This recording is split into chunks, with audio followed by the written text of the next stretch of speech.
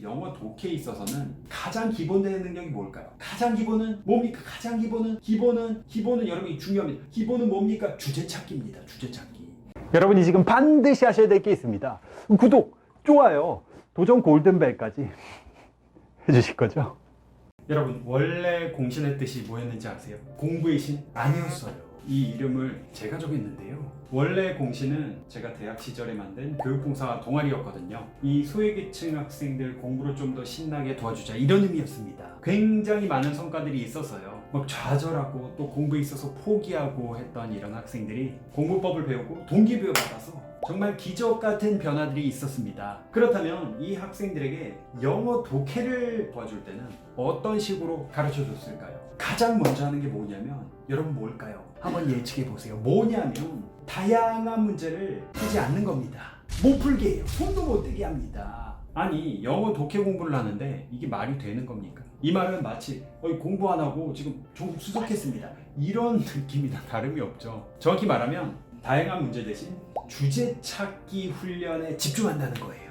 이 독해 공부를 할 때 많은 학생들이 하는 전략은 뭐냐면 문제 많이 풀기죠. 맞습니다. 문제 많이 풀긴 해야 돼요. 그래서 엄청나게 많은 이 문제집들을 막 사재낍니다. 엄청 많아. 막 독해 문제집 종류별로 다 있습니다. 막 이런 책도 있단 말이에요. 이런 책도. 아니, 이게 쭉 이렇게 나열돼 있으면은 마치 뭐 느낌이 어떻습니까? 풀지 않아도 배불러요. 손도 안 댔는데 다 푼 느낌이에요. 아, 뿌듯해.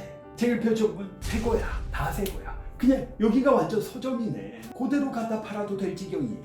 자, 이렇게 많은 문제들을 풀고 있는데요. 대부분의 학생들이 주제 찾기 훈련에 집중해서 공부하지 않습니다. 자, 수영을 한번 예로 들어볼게요. 여러분, 처음 수영을 배울 때는 어떻게 합니까? 발차기만 아주 그냥 죽어라 합니다. 발만 차요. 지겨울 정도로 발만 찹니다. 이게 발차기가 어느 정도 익숙해져서 이제 발 모양이나 아니면 발 찰 때 색이 이런 거 신경 안 써도 자동으로 나올 정도가 되면 이제 또 팔 동작을 배웁니다. 팔 동작 그냥 물 아니든 물 밖이든 계속 발을 휘저어요.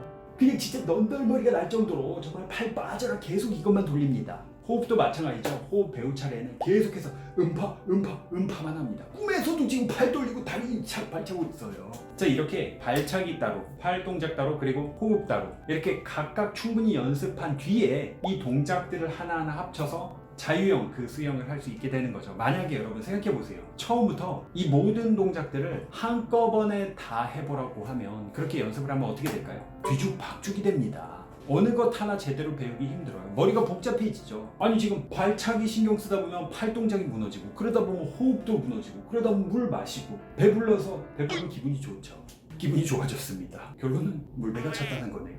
신경이 다 분산되다 보니까 어느 것 하나도 제대로 발전하는 게 없습니다. 오히려 수영을 마스터하는데 더 많은 시간이 걸릴 뿐만 아니라 좌절하고 재능이 없다고 이렇게 느끼게 될 거예요. 이렇게 한꺼번에 모든 동작을 훈련시키는 것보다 차근차근 한 동작씩 다지고 올라가는 게 훨씬 빨라요. 스트레스 덜 받습니다. 발전하는 느낌도 더 많이 듭니다. 남학생 여러분들은 축구 좋아하잖아요. 축구 어떻게 합니까? 그냥 무작정 저 게임 시합하는 데서 집어넣어. 그렇게 하는 것보다 드리블이면 드리블 집중 연습하고요, 헤딩이면 헤딩 집중 연습하고, 이런 기본 연습을 각각 마스터한 다음에 이제 본 경기, 실제 경기에 투입되는 게 훨씬 좋습니다. 아무 기본기도 없는데 그냥 뛰어 하면 어떻게 되겠어요? 지금 제대로 되는 게 하나도 없지 않습니까? 패스도 제대로 안 돼, 슛도 제대로 안 돼, 헤딩도 제대로 안 돼. 그냥 우왕좌왕 뛰어다니기만 할 뿐입니다. 그래서 이런 식으로 집중적으로 파고드는 방식은 뭐 이렇게 하면 좋은 정도가 아니라 이렇게 해야만 돼요. 모든 전문적인 훈련 프로그램은 이렇게 설계되어 있습니다. 그리고 이런 기본기는 한번 터득된다고 해서 끝나지 않습니다. 국가대표 선수도, 세계 최고의 뭐 프로 선수도 지금까지 수천, 수만, 수백만 번 했던 스윙 연습을 매일같이 합니다. 기본이 튼튼하지 않으면 그 위에 모든 것들이 무너지기 때문이에요. 이 영어 독해에 있어서는 가장 기본되는 능력이 뭘까요? 가장 기본은 뭡니까? 가장 기본은 여러분이 중요합니다. 기본은 뭡니까? 주제 찾기입니다. 주제 찾기. 이게 안 되면 독해고 뭐고 나발이고 그냥 안 돼. 아주 기본이 되는 거죠. 주제를 지금 찾아야 됩니다. 야구로 치면 아주 기본이 그냥 공 던지기예요. 여러분, 공 던지기 안 하고 야구할 수 있습니까? 공 던지기 안 되는 상황에서 뭐 실전 게임을 아무리 뭐 굴려봤자 이거 의미가 없다 말입니다. 주제 찾기라는 이 핵심 기본기, 이걸 확실히 익히는 게 지금 사실 급선무예요. 하지만 이 대부분의 학생들이 이 주제 찾기도 못하는데 빈칸 추론 문제, 뭐 잡다한 여러 가지 유형들을 지금 한다고 폼을 잡고 있습니다.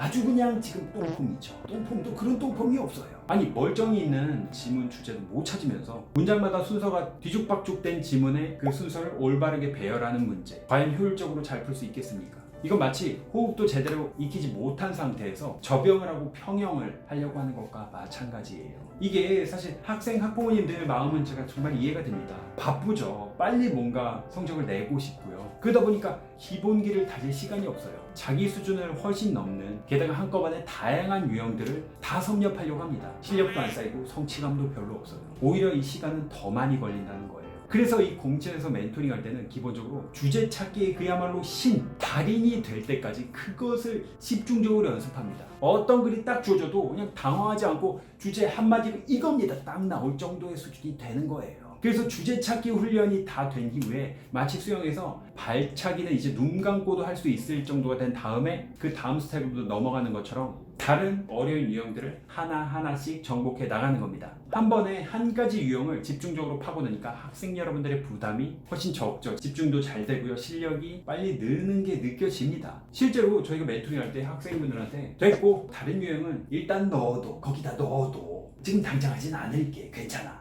다만 주제 하나만큼은 우리가 아주 그냥 아작을 낼 거야. 주제 찾기의 신이 돼보는 거야 라고 이야기를 하면요 학생들이 상당히 기뻐합니다. 야 송태용 최고다. 왜냐면 엄청나게 많은 유형들을 다 잡아야 한다는 그 부담감이 사라졌잖아요. 뭐 만만해 보이는 거죠. 이렇게 나머지 것들을 버리니까 집중해야 될 건 딱 하나로 정해지는 겁니다.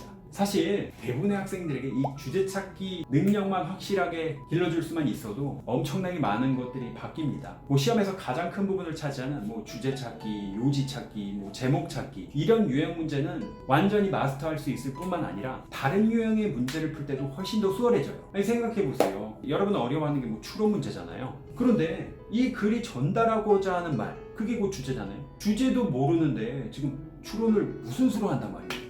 아니 그놈의 빈칸을 어떻게 채워넣겠어요. 자 그래서 이 영어 독해 속독편 강좌는요 한 파트 전체가 주제 찾기 유형으로만 이루어져 있어요. 대박이죠. 여러분 주제 찾기는 아주 그냥 박살을 내게 될 겁니다. 이게 사실 주제 찾기만 모아놨다 제작 과정이 쉽다고 생각할 것 같은데요 아니요 훨씬 어려워요. 일단 기출 중에서도 여러분들 실력 빨리 늘 수 있게 해주는 엄선된 지문을 고른 다음에 그걸 전부 주제 찾기 유형으로 바꿨어요. 기존의 주제 찾기 유형도 물론 들어있고요. 그리고 이후에 이어지는 유형 파트에서도 모든 유형을 다 섞어놓지 않았습니다. 유형별로 지문을 모아서 그에 대한 훈련을 집중적으로 하게 될 거예요. 자 순서가 이렇게 됩니다. 첫 번째가 주제 파악 집중 훈련입니다. 가장 기본이 되는 거예요. 두 번째가 유형별 맞춤 훈련이에요. 그 다음에 이제 다양한 유형들을 하나씩 마스터해 나가는 겁니다. 그리고 세 번째가 뭐냐면 유형 종합 실전 훈련인데요. 이제는 많은 유형들이 그냥 뒤죽박죽 섞여 있는 상태에서 실전처럼 훈련을 하는 것이죠. 근데 지금 말씀드린 이런 어떤 순서로 공부하는 학생들이 거의 없습니다. 오히려 거꾸로예요. 처음부터 이렇게 다양한 유형들이 랜덤하게 섞여 있는 이 문제부터 풀기 시작하죠. 독해의 가장 기본이 되는 이 주제 찾기 연습은 부족하기가 짝이 없습니다. 한 문제 풀고 나면 그 다음 문제 매번 다른 유형이 나와서 집중을 하기도 어렵죠. 물론 실력이 어느 정도 있다고 한다면 이런 식으로 공부를 처음 시작해도 괜찮을 거예요. 하지만 스스로 실력자라고 생각하시는 분들조차도 이 주제 찾기 훈련이 부족하거나 유형별로 집중해서 제대로 된 학습이 안 돼 있는 경우가 태반입니다. 하다 보면 이런 생각을 하실 수도 있어요. 물론 속도법에서 주제 찾기 훈련을 이다지도 집요하게 하는 건가라는 생각을 할 수도 있습니다. 근데 여러분 명심하길 바랍니다. 빨리 읽는 것은 결국에는 글쓴이의 의도, 즉 주제를 제대로 파악하는 것이 전제입니다. 빨리 읽는, 즉 속독법의 목적이 이 주제를 파악하는 거예요. 그게 안 되면 이 속독은 말 그대로 읽을 독서가 아니라 빨리 읽는 신용만 하는 독이 될 겁니다. 오히려 여러분들에게 마이너스라고.